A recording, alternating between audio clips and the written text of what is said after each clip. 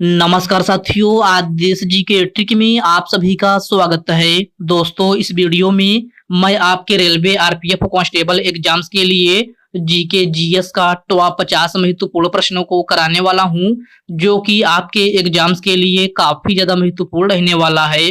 तो साथियों, इस वीडियो को आप बड़े ही ध्यानपूर्वक एंड तक जरूर देखिएगा। तो साथियों, आज का पहला प्रश्न है, महात्मा गांधी जी ने वर्ष 1903 में दक्षिण अफ्रीका में किस अखबार की स्थापना की थी? ऑप्शन है इंडियन ओपिनियन, यंग इंडिया, नवजीवन और ऑप्शन डी है स्वराज हिंद। तो साथियों, महात्मा गांधी जी ने वर्ष 1903 में दक्षिण अफ्रीका में इंडियन ओपिनियन नामक अखबार की स्थापना की थी। राइट आंसर ऑप्शन ए हो जाएगा, इंडियन ओपिनियन।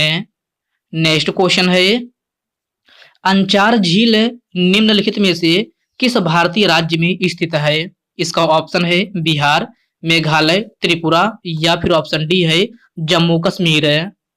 तो अंचार झील जो है आपका जम्मू कश्मीर में स्थित है। राइट आंसर ऑप्शन डी हो जाएगा, जम्मू कश्मीर में। आपका नेक्स्ट क्वेश्चन है, वर्ष 1919 में जालियांवाला बाग हत्याकांड कहां पर हुआ था? तो वर्ष 1919 में जालियांवाला बाग हत्याकांड जो है आपका अमृतसर में हुआ था। राइट आंसर ऑप्शन सी हो जाएगा, अमृतसर में। ओके फ्रेंड्स, इसको आप अच्छे से जरूर याद रखिएगा। साथियों, वीडियो में आगे बढ़ने से पहले आपसे एक छोटी सी रिक्वेस्ट है, अभी तक आप वीडियो को लाइक नहीं किए हैं तो वीडियो को लाइक कर दीजिए। और साथियों, अभी तक आप चैनल को सब्सक्राइब नहीं किए हैं तो प्लीज आपसे रिक्वेस्ट है, आप जो है चैनल को सब्सक्राइब करके बेल आइकन को जरूर प्रेस कर लीजिएगा। चलिए साथियों, बढ़ते हैं नेक्स्ट क्वेश्चन की ओर। नेक्स्ट क्वेश्चन आपसे पूछा गया है, भारतीय संविधान का अनुच्छेद 77 निम्न में से किससे संबंधित है? तो भारतीय संविधान का अनुच्छेद 77 जो है आपका भारत सरकार के कारोबार संचालन से संबंधित है। राइट आंसर ऑप्शन सी हो जाएगा, भारत सरकार के कारोबार संचालन से।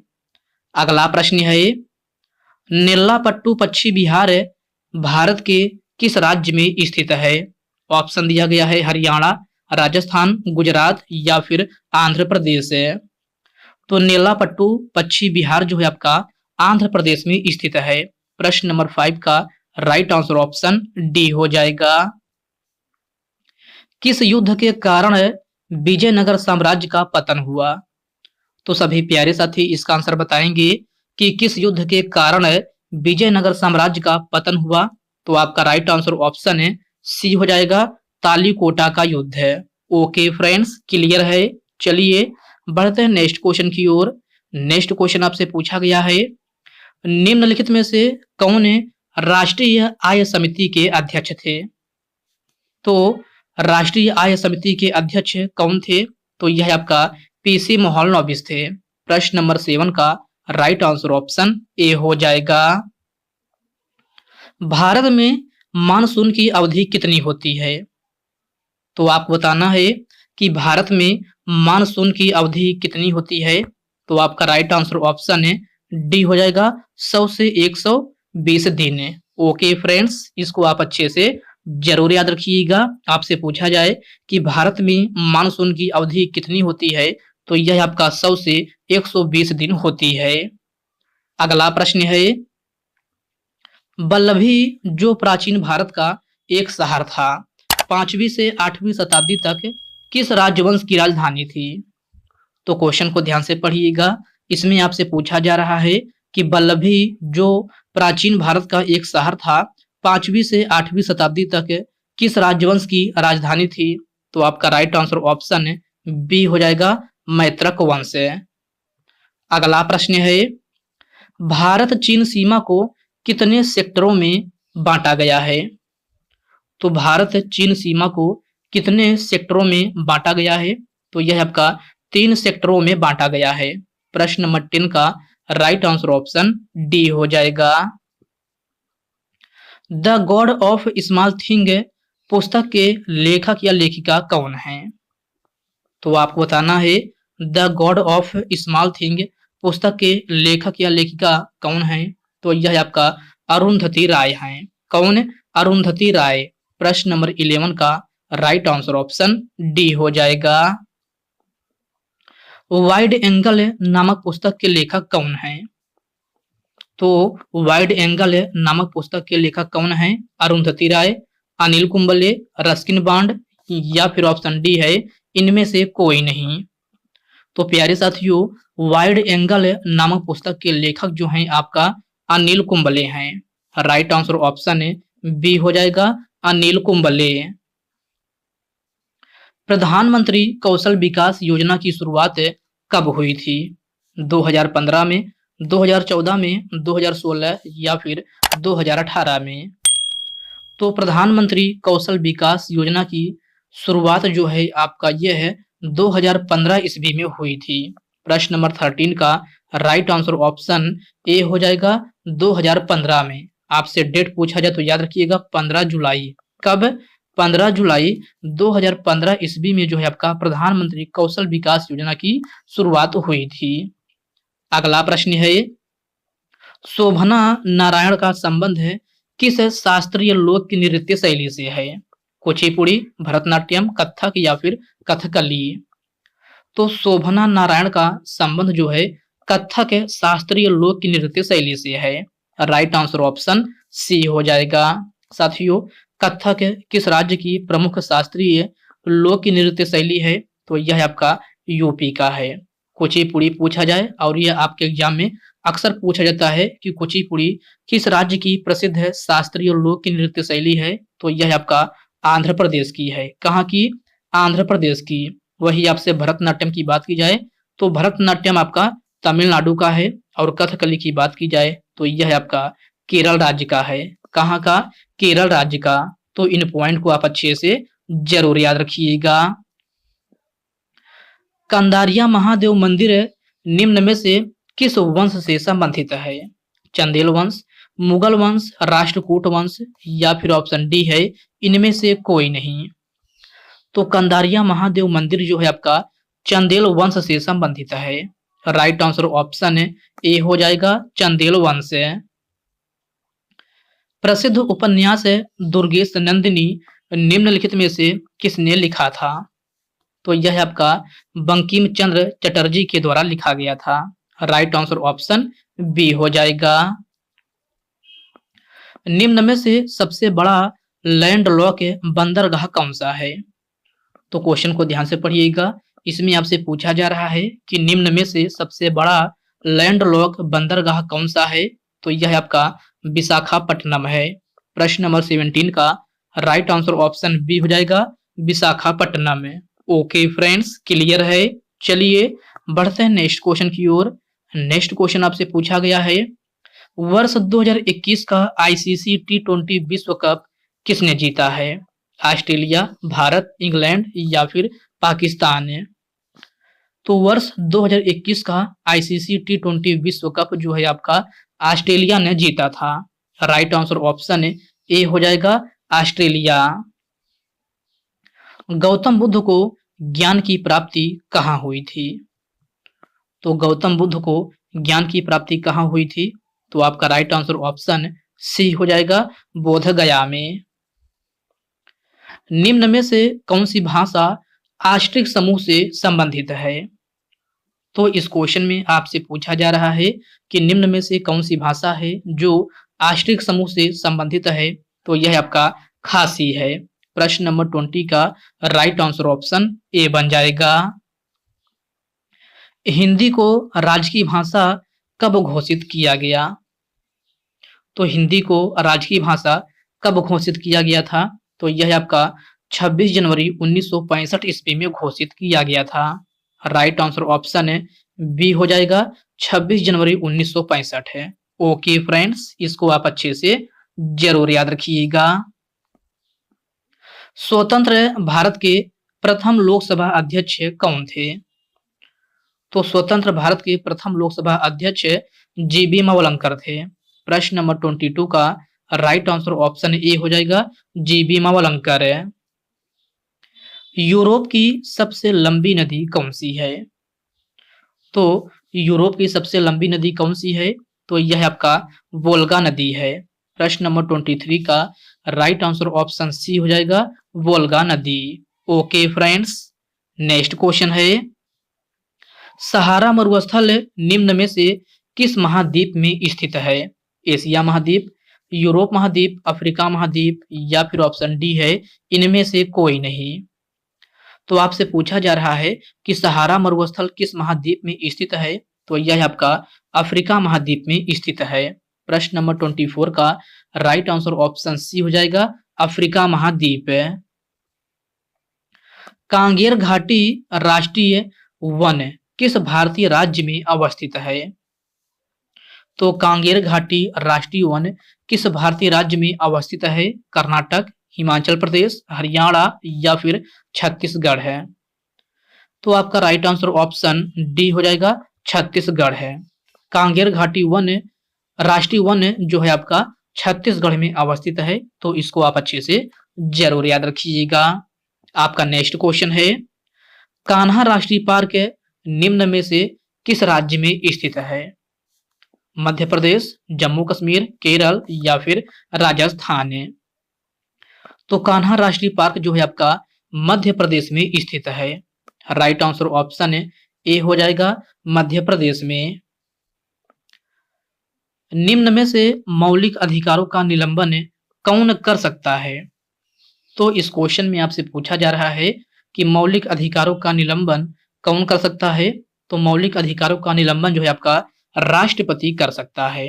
तो आपका प्रश्न नंबर 27 का राइट आंसर ऑप्शन डी हो जाएगा। राज्यसभा के सदस्यों का कार्यकाल कितने वर्षों के लिए होता है? तो आपको बताना है कि राज्यसभा के सदस्यों का कार्यकाल कितने वर्षों के लिए होता है? तो यह आपका 6 वर्षों के लिए होता है।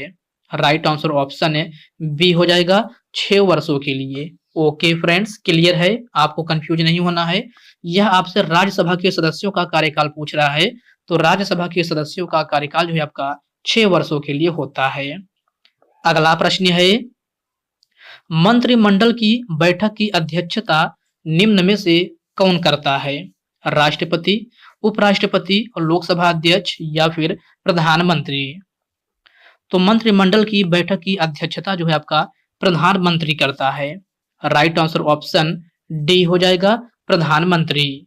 ओके फ्रेंड्स, क्लियर है। चलिए बढ़ते हैं नेक्स्ट क्वेश्चन की ओर।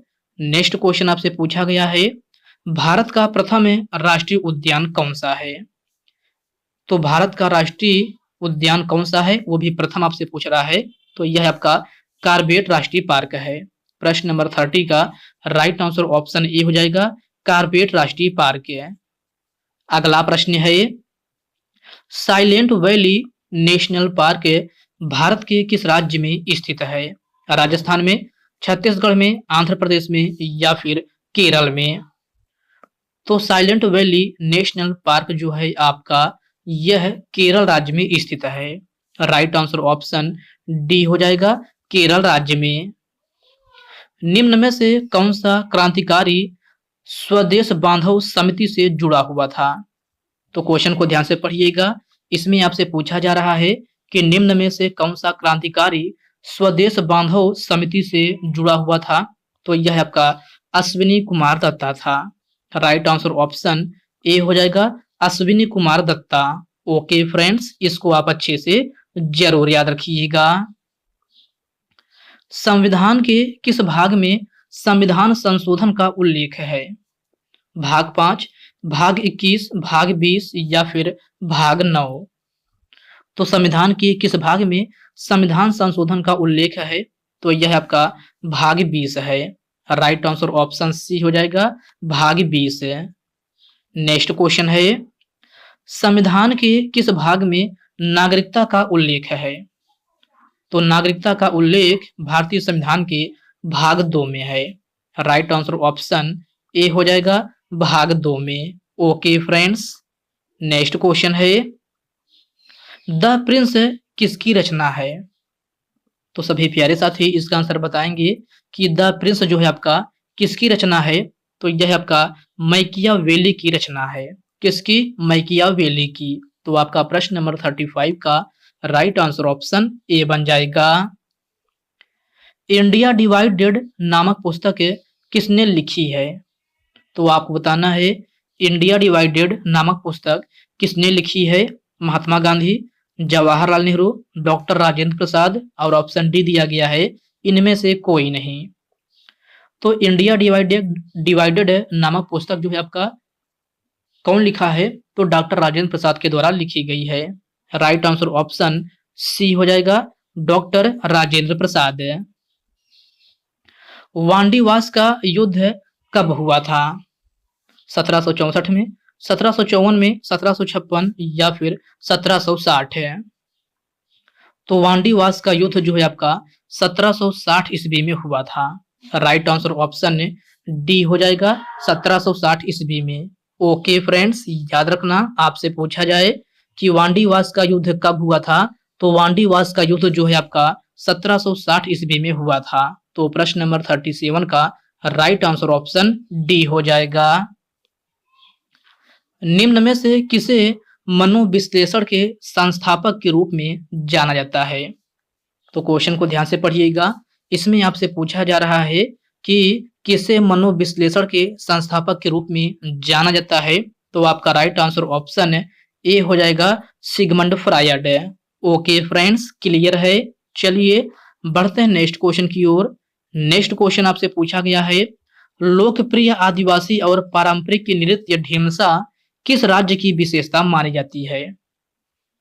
तो आपको बताना है कि लोकप्रिय आदिवासी और पारंपरिक नृत्य ढीमसा किस राज्य की विशेषता मानी जाती है? तो आपका प्रश्न नंबर 39 का राइट आंसर ऑप्शन डी हो जाएगा, ओडिशा। अगला प्रश्न है, हिंद स्वराज पुस्तक किसने लिखी है? महात्मा गांधी, जवाहरलाल नेहरू, मैकियावेली या फिर कपिल देव। तो हिंद स्वराज पुस्तक किसने लिखी है? तो यह आपका महात्मा गांधी जी के द्वारा लिखी गई है। प्रश्न नंबर 40 का राइट आंसर ऑप्शन ए हो जाएगा, महात्मा गांधी। ओके फ्रेंड्स, इसको आप अच्छे से जरूर याद रखिएगा। आपका नेक्स्ट क्वेश्चन है, प्रसिद्ध पुस्तक आनंद मठ के रचयिता कौन है? तो प्रसिद्ध पुस्तक आनंद मठ के रचयिता कौन है? तो यह आपका बंकिम चंद्र चटर्जी हैं। राइट आंसर ऑप्शन डी हो जाएगा, बंकिम चंद्र चटर्जी। निम्न में से किन दो राज्यों की साक्षरता दर सबसे अधिक है? तो इस क्वेश्चन में आपसे पूछा जा रहा है कि निम्नलिखित में से किन दो राज्यों की साक्षरता दर सबसे अधिक है? तो साथियों यह आपका केरल और मिजोरम है। राइट आंसर ऑप्शन ए हो जाएगा, केरल और मिजोरम। सबसे ज्यादा की बात की जाए तो केरल की है और केरल की बात जो है आपका मिजोरम की है। तो आपका राइट आंसर ऑप्शन ए हो जाएगा, केरल और मिजोरम। अगला प्रश्न है, कथक शास्त्रीय लोक नृत्य शैली किस राज्य से संबंधित है? तो कथक शास्त्रीय लोक नृत्य शैली किस राज्य से संबंधित है? राजस्थान, केरल, कर्नाटक या फिर उत्तर प्रदेश है। आपका राइट आंसर ऑप्शन डी हो जाएगा, उत्तर प्रदेश है। फतेहपुर सीकरी की स्थापना निम्न में से किसने किया था?